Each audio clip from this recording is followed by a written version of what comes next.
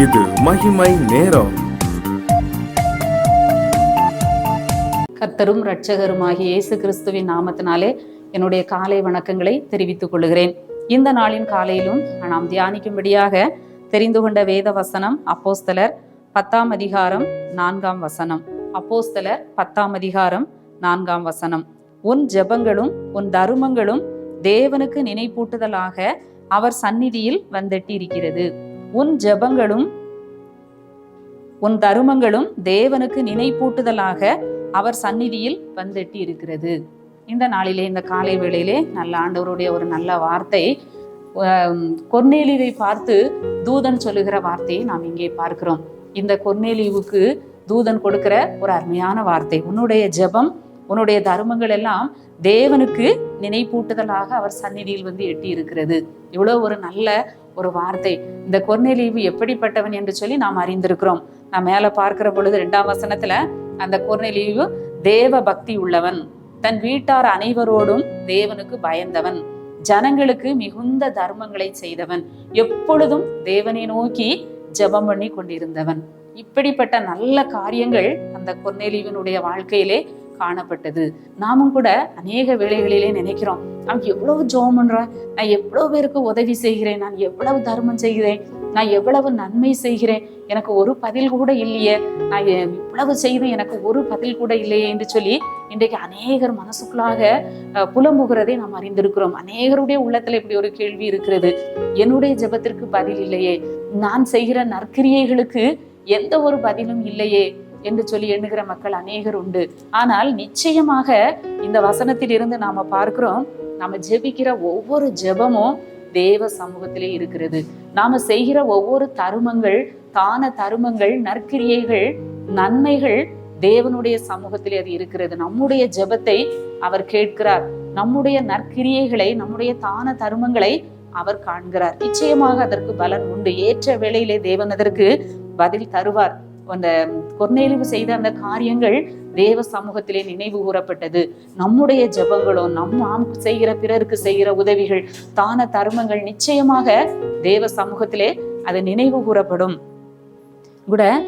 அப்படி இந்த கொர்நேலியுவினுடைய வாழ்க்கையிலும் கூட அவனுக்கு தேவ தூதன் பிரத்யட்சமாக ஒரு தரிசனத்திலே சொல்லுகிறதை நாம் பார்க்கிறோம். நாம் சோர்ந்து போக தேவையே இல்லை. நிச்சயமாக நம்முடைய ஜெபங்களுக்கு தேவன் பதில் கொடுக்க வல்லவராக இருக்கிறார். எபிரேயர்லே நம்ம வாசிக்கிறோம் 11ஆம் அதிகாரத்திலே, நன்மை செய்யவும் தான தர்மம் பண்ணவும் மறவாதிருங்கள், இப்படிப்பட்ட பலிகளின் மேல் தேவன் பிரியமாய் இருக்கிறார். நாம செய்ய வேண்டிய கடமைகளை நாம செய்து கொண்டே இருப்போம், நாம விதைத்து கொண்டே இருப்போம். நம்ம தேவ சமூகத்திலே நாம் எந்த ஒரு காரியத்திற்காக நாம் ஜெபிக்க நாம் அழைக்கப்பட்டிருக்கிறோம். எந்த ஒரு பிரச்சனையாக இருந்தாலும், ஒரு தீராத வியாதியாக இருந்தாலும், எந்த ஒரு சூழ்நிலையாக இருந்தாலும் நாம் ஜெபிப்போம். நிச்சயமாக நம்முடைய ஜெபம் தேவ சமூகத்தை வந்து எட்டும். ஆண்டவர் அழகான ஜனங்களுக்கு அவர் பிரசங்கம் பண்ணும்போது ஆண்டவர் சொல்லுகிறார், நீயோ ஜெபம் பண்ணும்போது உன் ஜெபம் எப்படி இருக்கணும்? அந்தரங்கமாய் இருக்கணும். அந்தரங்கமாய் நம்ம ஜெபிக்கிற பொழுது, நம்ம கொடுக்கிறது தான தர்மம் பண்ணும்போது நம்முடைய தான தர்மம் எப்படி இருக்கணுமா? அந்தரங்கமாய் இருக்கணுமா? அது மனுஷர்களுக்கு முன்பாக நம்ம தாரை ஊதுவியாதபடி அது அந்தரங்கமாய் இருக்க வேண்டும். வலதுகை செய்கிறதை இடதுகை அறியாது இருக்க வேண்டும். இன்றைக்கு அநேகர் விளம்பரம் பண்ணுகிறதை நாம பார்க்கிறோம். அப்படி அல்ல. வேதத்துல ஆண்டவர் நமக்கு என்ன கற்றுக் கொடுக்கிறார்? நீ வலது கையினால கொடுக்கிறது உன் இடது கைக்கு கூட என்ன செய்யக்கூடாது? தெரியக்கூடாது. உன் தர்மம் அந்தரங்கமாய் இருக்க வேண்டும், உன் ஜெபம் அந்தரங்கமாய் இருக்க வேண்டும். இந்த கொர்நேலியுவினுடைய ஜெபம் அப்படி இருந்தது. இந்த கொர்நேலியுவினுடைய ஜெபம் அந்தரங்கமாய் இருந்தது. அவர் ஒரு ஜெபிக்கிற மனிதன், தேவ பக்தியுள்ள ஒரு மனிதன். தான் மாத்திரமல்ல, தன் வீட்டார் அனைவரோடும் அவர் தேவ பக்தி உள்ளவராயிருந்தார். வேலைக்காரங்க கூட தேவ பக்தி உள்ளவங்களா இருந்தாங்கன்னு சொல்லி பின்னால நம்ம வாசிக்கிறோம். தேவ பக்தி உள்ள வேலைக்காரங்களெல்லாம் கூட்டிட்டு போனாருன்ட்டு. அந்த அளவுக்கு அவர் ஆண்டவர் மேல ஒரு பக்தியோட இருந்தார். ஜெபிக்கிற ஒரு மனிதனாக இருந்தார். தான தர்மம் பண்ணுகிற மனிதனாக இருந்தார்.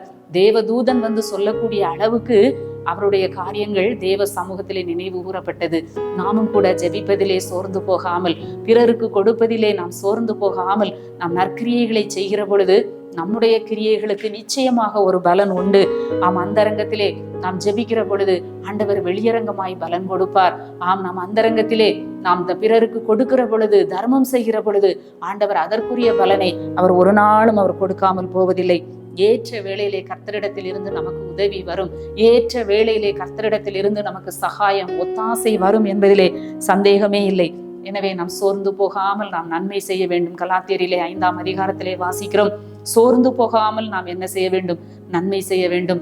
நிச்சயமாக நம்முடைய நன்மைகளுக்கு பதில் நன்மையை ஆண்டவர் கொடுக்க வல்லமை உள்ளவராக இருக்கிறார். இந்த காலை வேளையிலே நாம் ஆண்டவருடைய முகத்தை நாம் நோக்கி பார்ப்போம். ஆண்டவரே, ஒருவேளை நாம் சோர்ந்து போய் இருக்கலாம். நான் எவ்வளவு காரியங்களை நான் பிறருக்காக நான் கொடுத்திருக்கிறேன், நான் தியாகமாக செய்திருக்கிறேன், என் வாழ்க்கையில நன்மை இல்லையே என்று சொல்லி கலங்கி போயிருக்கலாம். ஆண்டவரிடத்திலே நாம் ஜெபிப்போம். எங்களை நேசிக்கிற நல்ல ஆண்டவரே, இந்த காலை வேளைக்காக உம்மை துதிக்கிறோம், உம்மை ஸ்தோத்தரிக்கிறோம். அந்த கொர்நேலியுவினுடைய ஜெபங்களும் தான தர்மங்களும் தேவ சமூகத்திலே நினைப்பூட்டுதலாக வந்து எட்டியது போல ஆண்டவரே, இதை கேட்கிற எங்கள் ஒவ்வொருவருடைய வாழ்க்கையிலும் ஆண்டவரே, எங்களுடைய ஜெபங்கள், நாங்கள் செய்கிற நற்கிரியைகள் தேவ சமூகத்திலே வந்து எங்களுக்கு எட்டி ஏற்ற வேளையிலே அதற்குரிய பலன் எங்களுக்கு கிடைக்கும்படியாய் நாங்கள் ஜெபிக்கிறோம். சோர்ந்து போன மக்கள் ஒவ்வொருவரையும் ஆண்டவர் பலப்படுத்தி திடப்படுத்துங்க. நாள் முழுவதும் உங்க கிருபைக்குள், உங்க பிரசன்னத்துக்குள் எங்களை மறைத்துக் கொள்ளுங்க. மீட்பர் இயேசு கிறிஸ்துவின் மூலம் ஜெபிக்கிறோம் நல்ல பிதாவே, ஆமென்.